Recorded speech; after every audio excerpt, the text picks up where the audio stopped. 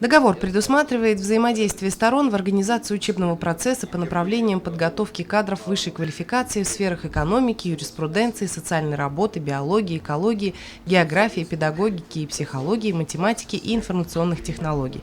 Кроме того, стороны договорились предоставлять друг другу методическую помощь в виде организации педагогических и производственных практик.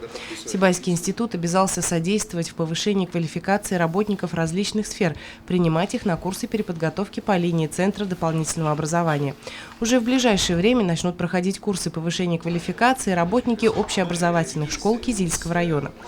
Подробнее стороны остановились на вопросах трудоустройства, дистанционного обучения и предоставления общежитий. Более 40 студентов Кизильского района обучаются в Сибайском институте БГУ.